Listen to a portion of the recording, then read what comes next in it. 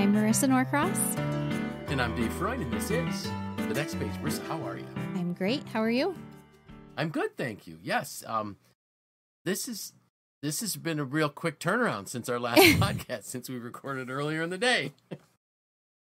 But we don't have our special guest today. But she joined us last week, so I already told my parents to make sure they listen to that one because they may hear some little squeaks in the background. That's awesome. She was very, very good. I thought it was great.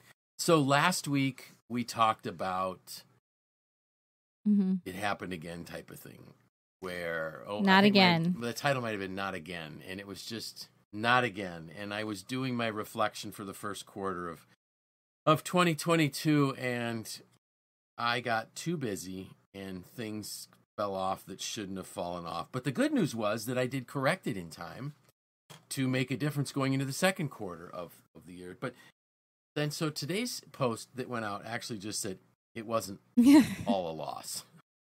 And so I did have some really good takeaways from the first quarter, which was kind of interesting if you think about it. If you think in 3 months, there were a lot of really neat learnings that I had.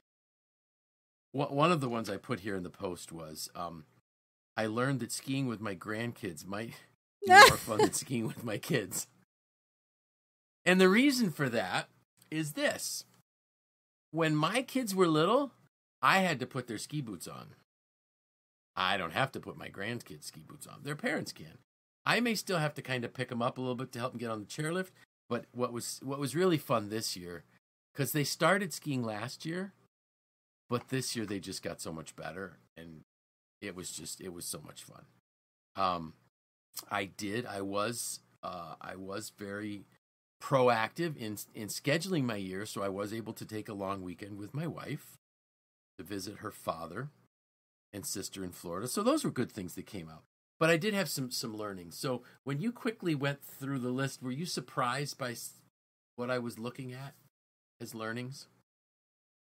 Surprised, but I didn't so much have expectations for what I thought either. But, I think just what my thought was that I bet there was a lot more behind all of this, that it was probably challenging to actually narrow it down.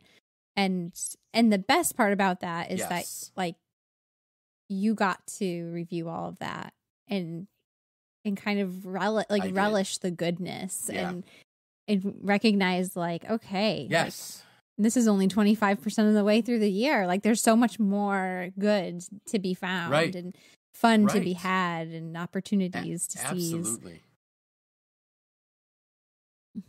Absolutely. So in terms of the length of my, so I typed up the lists.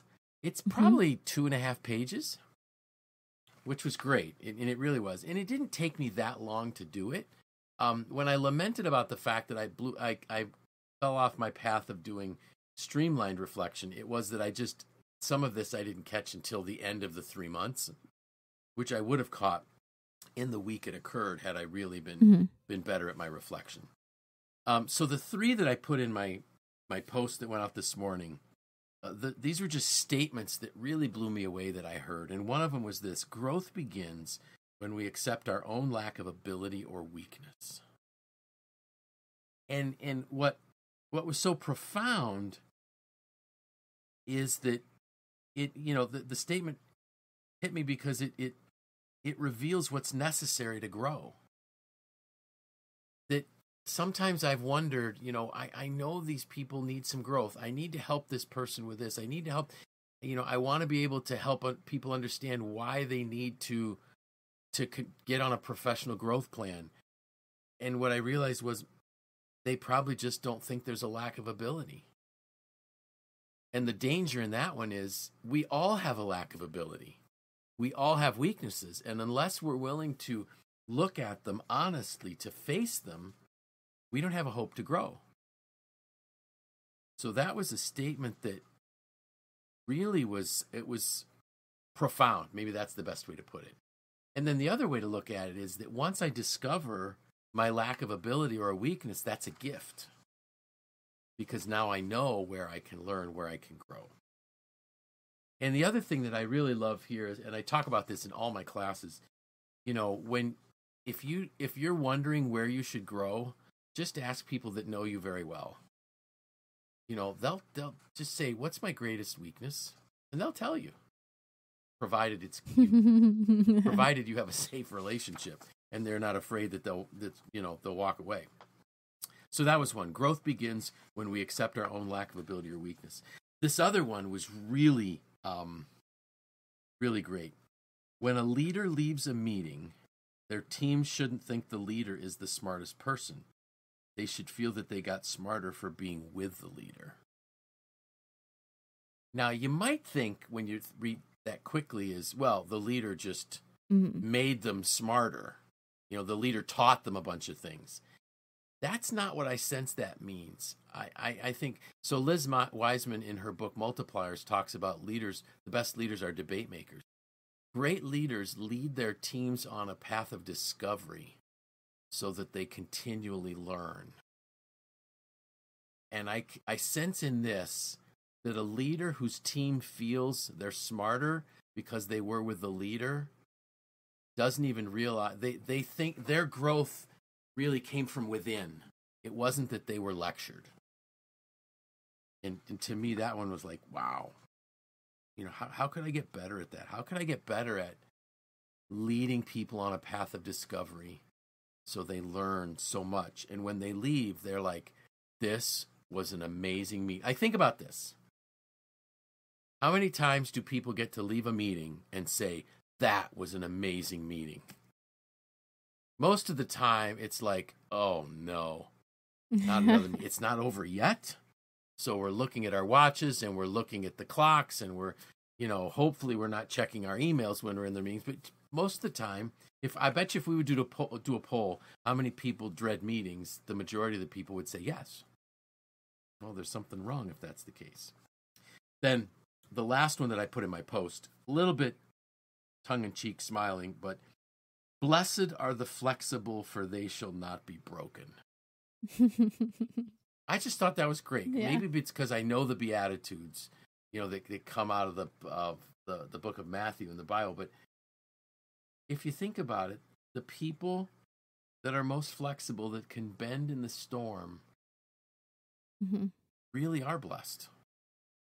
Because they can just kind of let the wind blow them down and they come back. And it's great. Point is, how do we become that resilient person who can handle that without breaking? And so I kind of put the note here in my on my paragraph. This resiliency will be the vaccine that will help us weather the storm. And I just think that's great. So those were the three that I picked. But I also gave you a few more that I had written down here. Did any of those jump out at you? It's meant. Okay, great. So so for me to explain feel it moments, I was, Don Yeager was doing a presentation. It was a bonus segment for Live to Lead. And he recounted when he followed Coach Mike Krzyzewski, who has just recently retired as the most successful coach other than John Wooden to ever coach in college basketball. Maybe ever, I don't know, other than Wooden. But he was asked to take over USA Basketball. USA Basketball is the organization that staffs our Olympic basketball teams. And what he realized was, so when the first Dream Team played, they blew everybody out. They won every game, and people were just so enamored with the fact of who these people were, and even the opponents. There's one little beautiful picture of a Lithuanian basketball player sitting on the sideline waiting to come into the game to play against the Dream Team, and he has a camera stuffed in his sock so that he can take pictures of the American players during the game. But what happened was, very quickly, the American team wasn't that good anymore. And the rest of the world caught up. So USA Basketball reaches out to Coach K to ask him to reassemble a dream team. And interesting enough, for those of us in Syracuse, Jim Boeheim was his either associate head coach or assistant head coach for USA Basketball. The two of them really are good friends. But so what he did was he said, I have to help him understand what it means to play for USA. So he takes them to West Point. And they're watching cadets at West Point, people who know what it means to fight for a cause bigger than yourself, type of thing. And so then so they spend some time at West Point. He takes them, maybe the summer before the Olympics, he takes them to South Korea, and they're going to play an exhibition game on their way to Japan. And they're playing against the soldiers, that are stationed in the demilitarized zone there, or near the demilitarized zone in North Korea. And he starts telling them, listen, you know what you need to do? Whenever I want to make dog tags for you with your name on it, whenever you come up against or you get to play, one of our soldiers, or you meet one of our soldiers, I want you to exchange dog tags with them. And then the last thing they do, they're going to go to London to play in the Olympics. The last stop they make before London is Arlington National Cemetery. And there's this video of, the captains of the team getting ready to help lay a wreath at the tomb of the unknown soldier. And then they take him out to show them, they take him to the newest section of Arlington Cemetery where the most recent fallen heroes are buried. And there's a man, he looks over in the corner, and there's a man putting down pictures next to these graves. And he says the one thing that the players quickly realize is that most of the ages of the people on the graves are younger than them. And then he walks up to this soldier, and he says, sir, my name is Mike Krzyzewski, and I am the head coach of USA Basketball. Would you mind telling me what you're doing? And the man said, these pictures are pictures. This was my team, and it didn't go the way we planned. And, so this guy with tears in his eyes, and he says to the guy, would you mind speaking to my players? Not at all. So the man starts talking about his team and what happened and how the mission went poorly, and he said, and Coach K said, I saw tears in the eyes of our players.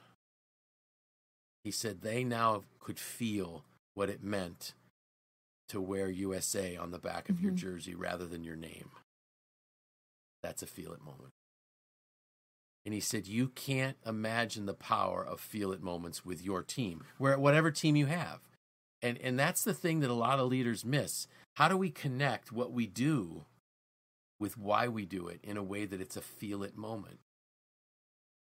You and I both know people that work in the NICU at Krause.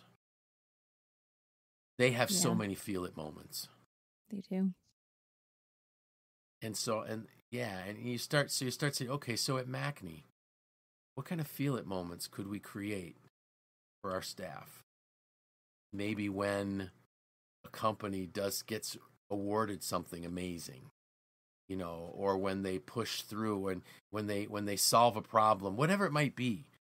For me, my feel it moments in what I do is when a coaching client has a breakthrough and I can see the trajectory change. So if leaders really want to motivate, create feel it moments. I know that took a long time, but that's where I got the feel it moments from. And I've watched that video half a dozen times, and I get tears in my eyes every time. The other example that Don Yeager used, he is on the board of Make-A-Wish. And he said every board meeting, they start the meeting with 3 or 4 wishes that were granted. He says, and very rarely do we have a dry eye when we're done. They're feel it moments. Any others on there that jumped out at you? Well, I really like that you revisited the magic question, which we talked about, I don't know, maybe 4 or 5 weeks ago. What will it take to ... Right. Yeah, Dr. Zoe Chance's magic question. Have you found yourself using that, or have you had success, or? I have used it, and I'm trying to think of the exact examples, but it basically was, so what would it take for us to be able to accomplish this? And when the person gives you the answer, they've actually committed to doing it if you can come up with it. Yeah, I've been using it's it so too. Simple. Well, I used it on I remember you used it on me right away. I'm using it at home. I'm using it at work. Using it with my kids. Yep. But it's a couple other things that really spoke to me. Two of them that were really just a wake-up call. Teaching in the afternoon is very hard for me.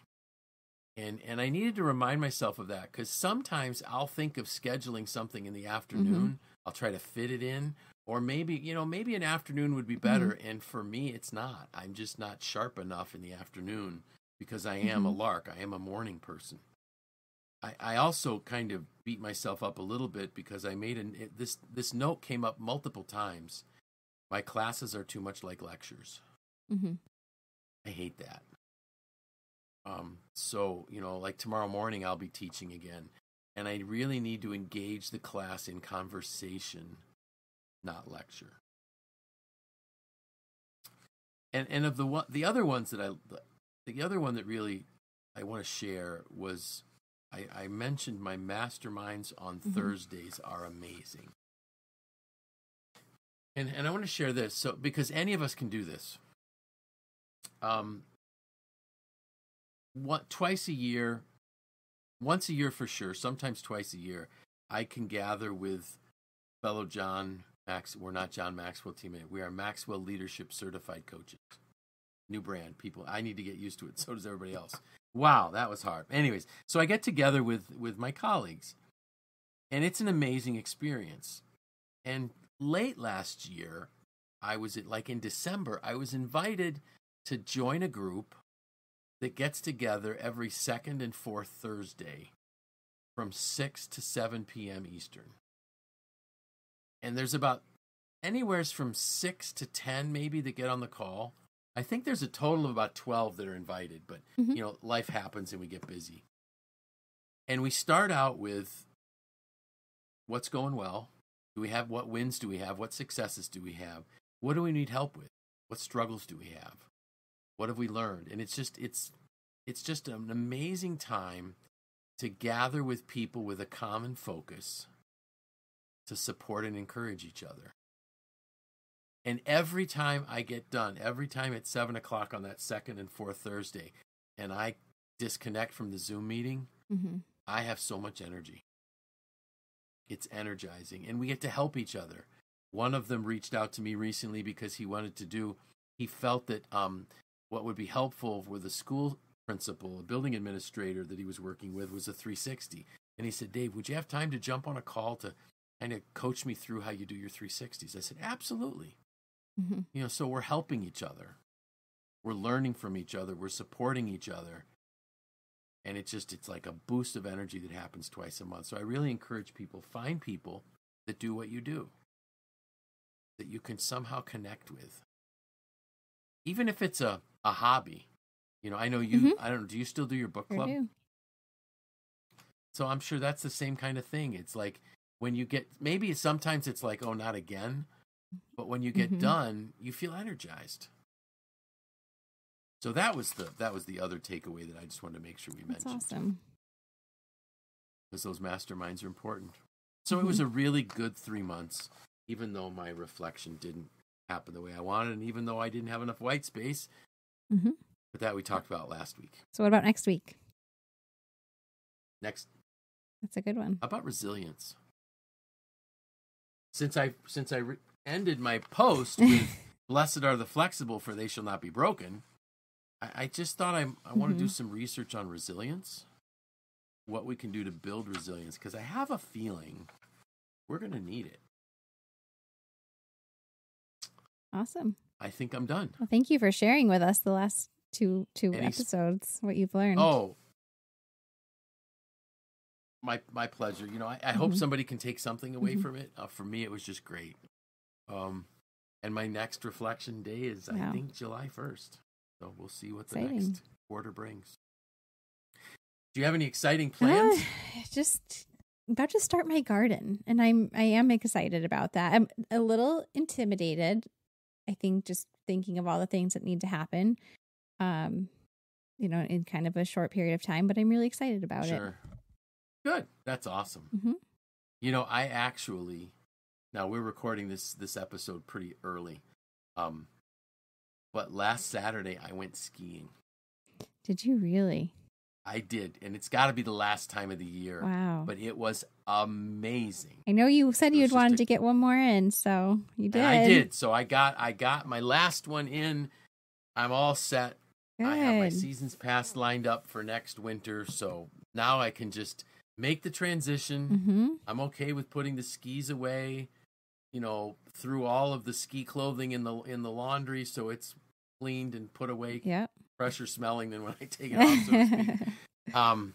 Yeah, but it was so neat. Did it with a couple of my grandkids and my son, and we just had a great time. Oh, good. I'm so happy so now, for you. Let the spring come. How's that? Good. Perfect. So with that, I'm Dave Freund. I'm Marisa Norcross.